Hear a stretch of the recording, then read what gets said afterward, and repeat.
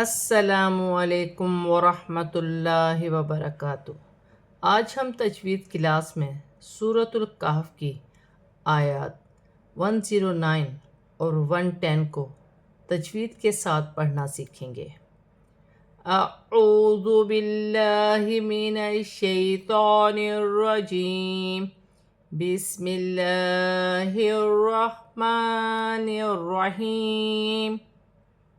قل لو كان البحر مدادا لكلمات ربي لنفد البحر قبل أن تنفد كلمات ربي ولو جئنا بمثله مددا۔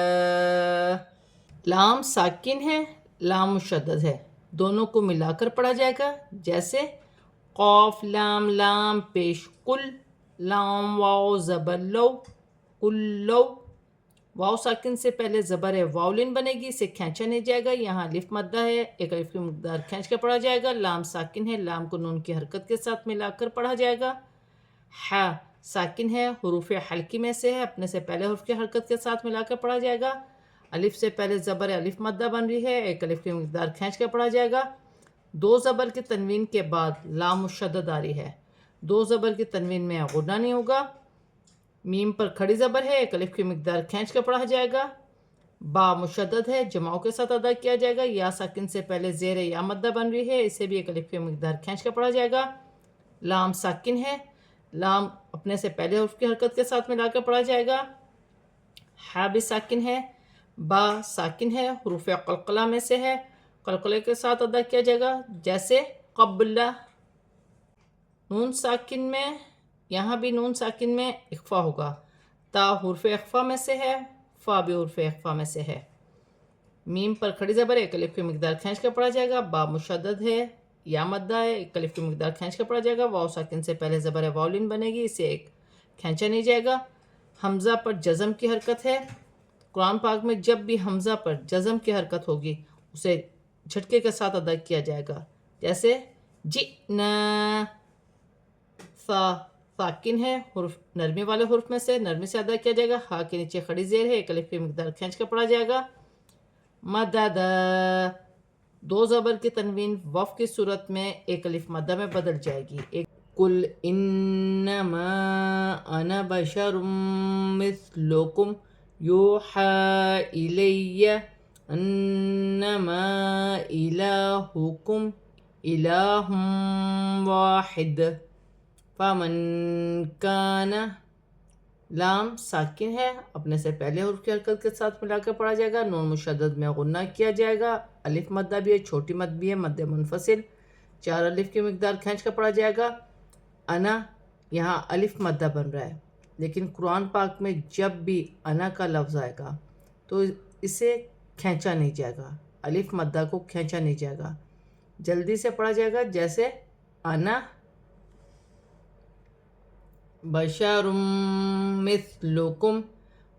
دو پیش کی تنوین کے بعد میں مشدد آ رہی ہے، ادغام مال غنہ کا قاعدہ ہے، حرف یرملون میں سے ہے، ملا کر بھی پڑھا جائے گا اور غنہ بھی کیا جائے گا تنوین میں۔ سا نرمی والا حرف ہے، نرمی سے ادا ہوگا، میم ساکن میں غنہ نہیں ہوگا۔ واو ساکن سے پہلے پیش واو مدہ بن رہی ہے، ایک الف کی مقدار کھینچ کر پڑھا جائے گا۔ ہا پر کھڑی زبر بھی ہے، چھوٹی مد بھی ہے، مد منفصل، چار الف کی مقدار تک کھینچ کر پڑھا جائے گا۔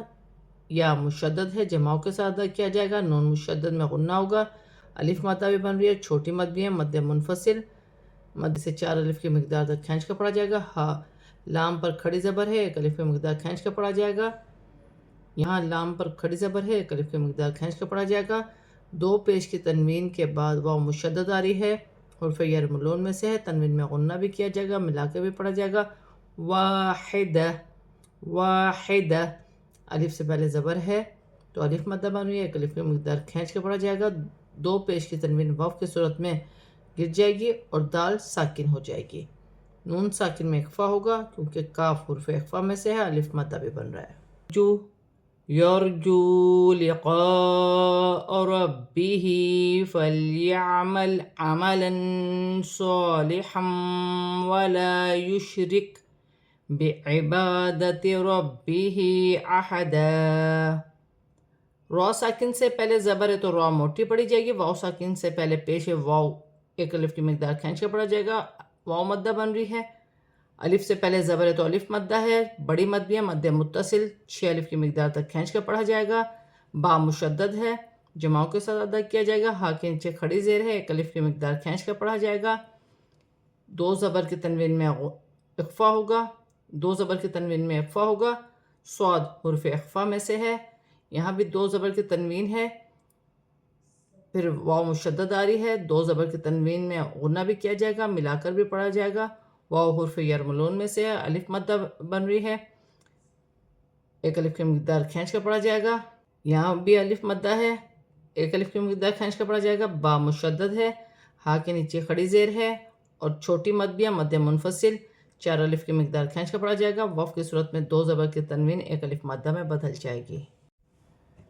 آج ہم نے سورۃ الکہف کی آخری آیات 109 اور 110 کو تجوید کے ساتھ پورا کمپلیٹ پڑھ لیا ہے، اب ہم اسے رواں پڑھتے ہیں۔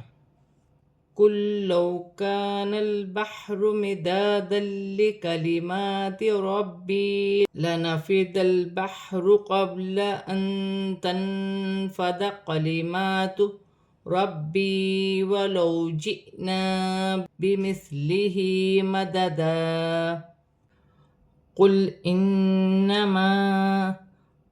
إِنَّمَا أَنَا بَشَرٌ مِثْلُكُمْ يُوحَىٰ إِلَيَّ أَنَّمَا إِلَٰهُكُمْ إِلَٰهٌ وَاحِدٌ فَمَن كَانَ يَرْجُو لِقَاءَ رَبِّهِ فَلْيَعْمَلْ عَمَلًا صَالِحًا وَلَا يُشْرِكْ بِعِبَادَةِ رَبِّهِ أَحَدًا۔